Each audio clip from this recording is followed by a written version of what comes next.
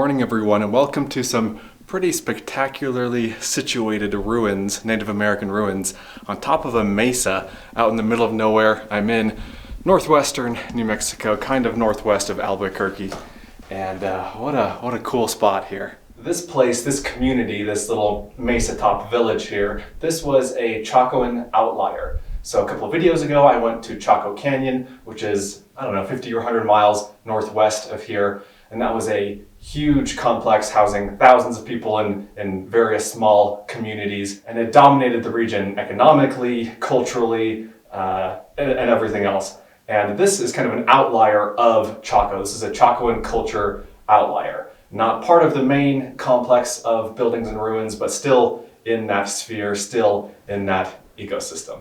And like all Chacoan ruins, these date from the time period of about 900 to about 1100 AD, after which there was a severe drought in the area, and the people who did live here moved away. There were farmers predominantly here, and with a lack of water, you can't really farm, so they left the area and searched for other places better suited for their lifestyle.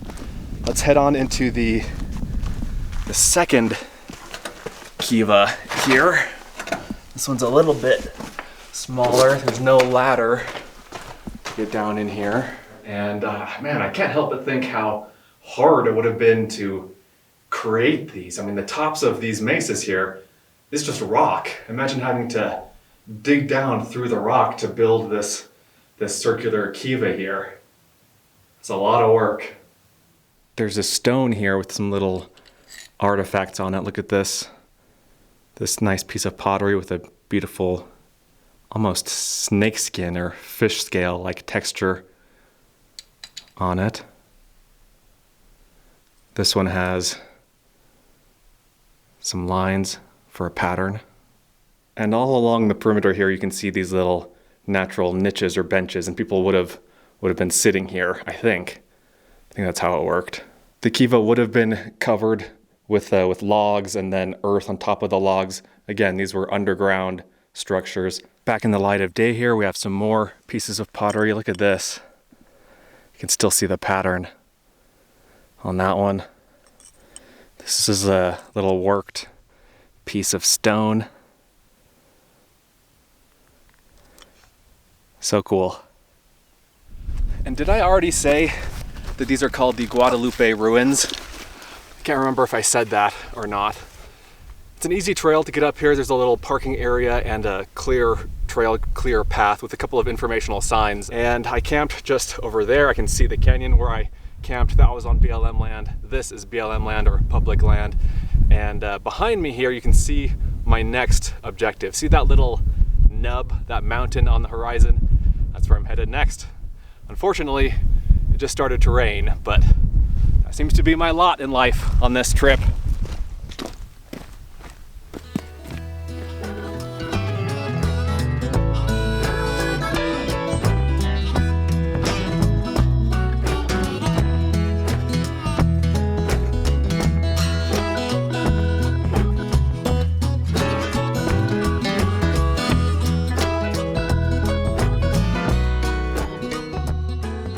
This is called Cabezon Peak, and it's got to be one of the more striking mountains I've seen recently. What an impressive and standout peak. Unfortunately, it's raining still, and it's raining more than it was when I left the top of the ruins up there. It's not especially fun, and it's not especially safe to climb mountains in the rain, so I'm gonna put it off for a couple hours, I think. Hopefully the weather clears up. I don't know if it will, but if not, then, you know, we've got other things to do. For now, I think the plan is to go find, or at least go look for, some shark teeth. Just 3 miles south of Cabezon Peak, which is right here, is a place called Shark Tooth Ridge. And apparently, you may or may not actually find shark teeth here, like fossilized shark teeth. But this is the ridge, so let's just wander out and see if we can find anything interesting. Apparently there are some shark teeth, but also there are just like minerals and interesting rocks out here. to. I read one review or one article or something that said that they came out here, they've been out here a few times and never found any shark teeth.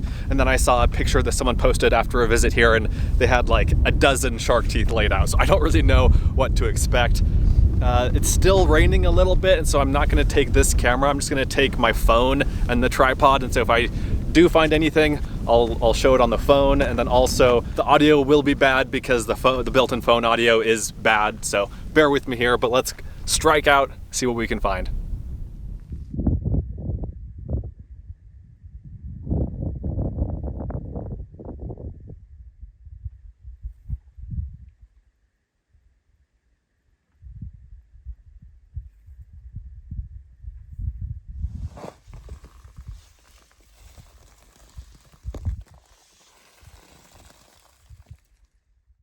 Alrighty, so after an hour and 5 minutes of searching, I found a whole lot of nothing, basically.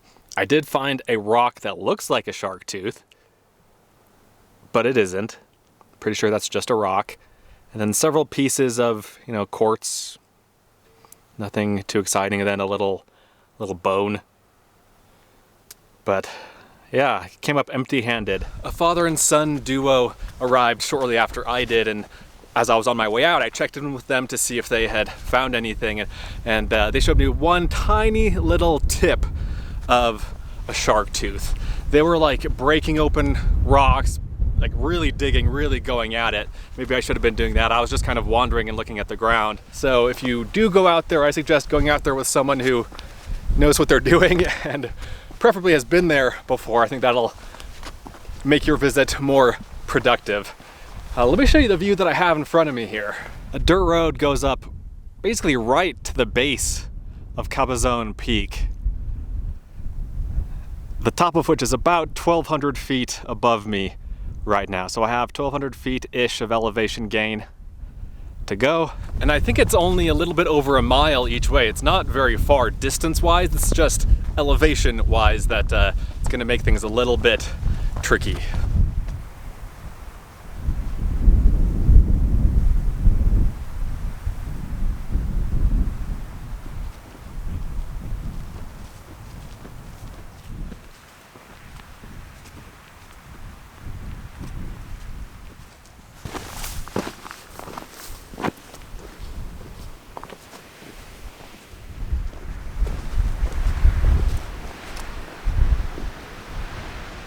So I've been following this trail as it kind of parallels the mountain, goes along the side of the mountain, and that trail does continue on, but I've gotten to the point where another trail cuts left, and this is where the actual ascent starts.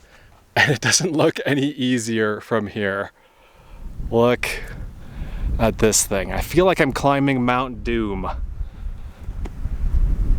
I'm just approaching this dark and ominous craggy mountain, and the weather is gloomy, like it's overcast and windy, except the wind just all of a sudden died, which is also in itself a little bit disconcerting. And I've been getting hit with rain off and on, and it's just this struggle up this mountain here, this super impressive and super imposing mountain. I half expect Gollum to come crawling out from behind one of the boulders here.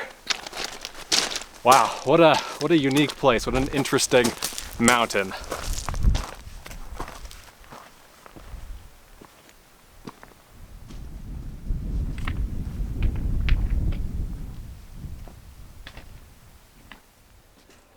Climb. Okay.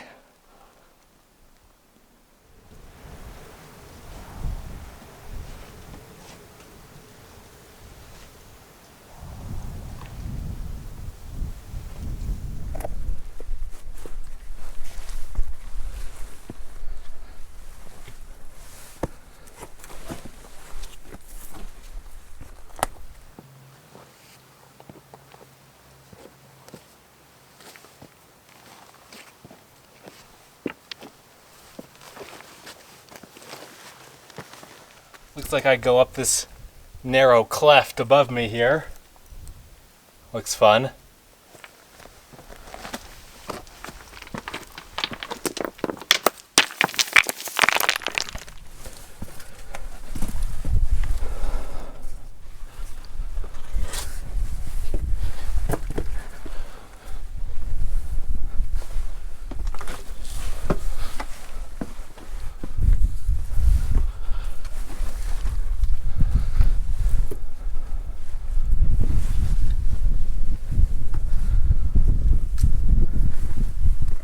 What a wild ride that was.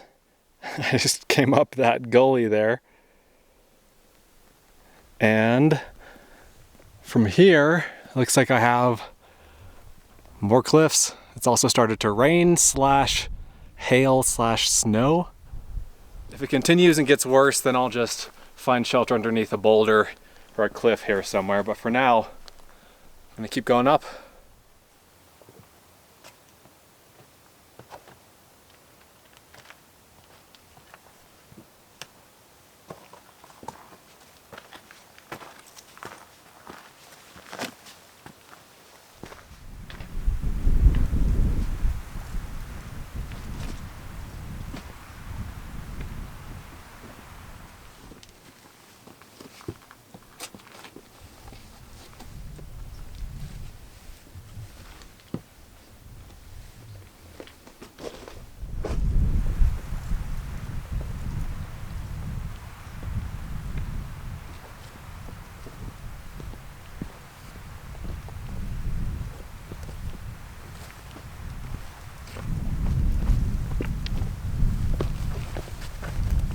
I think that was the last section of actual climbing. From here on out, looks like just a stroll to the top.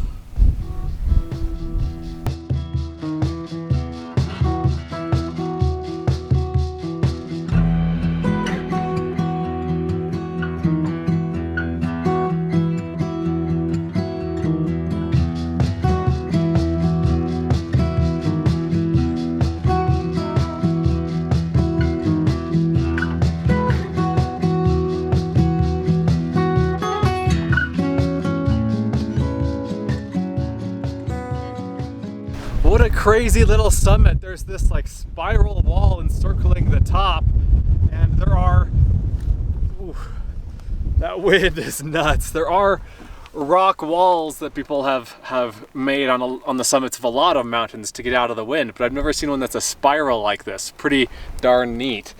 What a weird area. It's just so stark. I love it.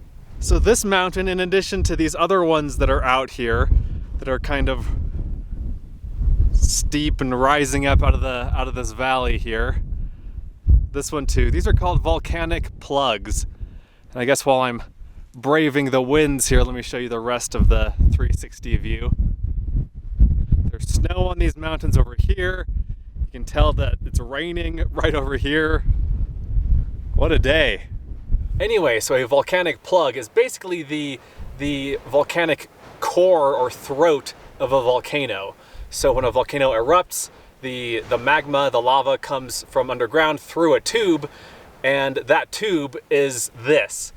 Basically, the rest of the volcano has eroded away, leaving just that tube, that core of solidified lava, which is all of this rock here. And that's what all of these are. All of these mountains out here, the ones that I showed you, the dark ones sticking up in the valley, are volcanic plugs. Really neat area. Basically, they're the skeleton of a volcano. And then on top here, we have this ammo can, which is serving as the summit register, except there's not really anything to sign.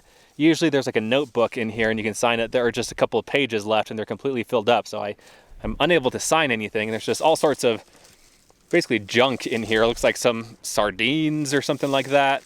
Some energy bars, some matches, cigarettes. Just junk, basically. It took me 2 hours and 11 minutes to get up here, and the distance was 1.31 miles with 1,325 feet of elevation gain. It felt longer than 2 hours. I felt like I've been climbing this thing forever.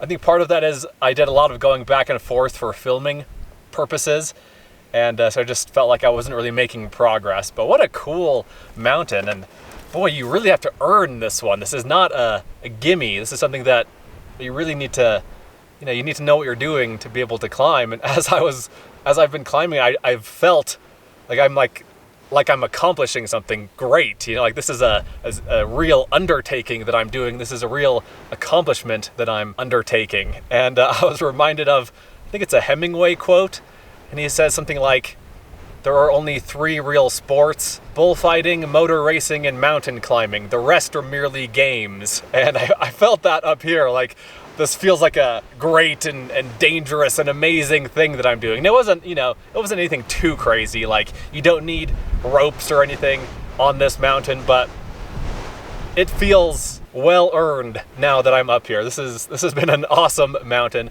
I learned about this mountain from one of you guys. Actually, you sent me an email and you said that this was like the best mountain climb in New Mexico, and I believe it. This was awesome. This was a lot of fun. Not recommended unless you know what you're doing, but if you do know what you're doing, then definitely give this one a shot. Preferably on a day with better weather. It's just miserable up here. I'm gonna have a snack, drink some water, and get out of here. Gonna go find a campsite. I was gonna go into Albuquerque this afternoon, but I don't think I'm gonna have time for that. So let me focus on getting out of here. I'm not gonna film it, but I'll meet back up with you guys once I get to camp.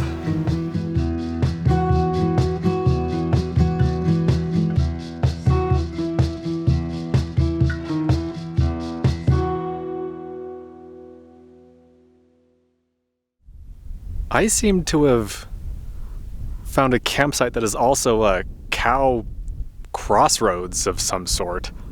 So I've actually been at this campsite for a little while. I actually already recorded an ending to this video, but then these cows have just started to show up from nowhere, and I think I might move.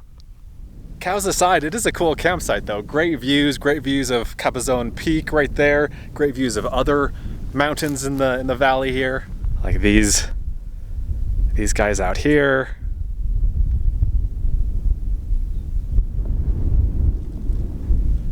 This one over here.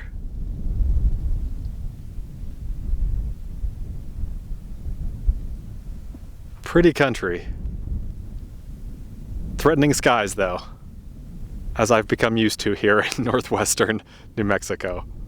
The descent went well, took about 55 minutes to get back to the car, and then I've been kind of driving around looking at different campsites. I settled on this one because I had a good view, first of all, but then also a good cell signal. And the plan was to just hang out here for the rest of the night, but I don't know, I feel like I am unwanted here, so maybe I'll go down the road a little bit more. But I think I am gonna end the video here. Thanks for watching, guys. Hope you enjoyed it. Let me know what you think. Let me know what your favorite part was. Let me know if you have any questions, and I'll see you in the next one.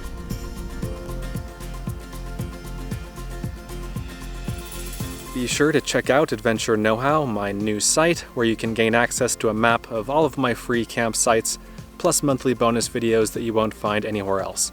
Learn more at adventureknowhow.com. And for links to everything else SUV RVing related, visit suvrving.com. Links to these sites and more will be in the video description.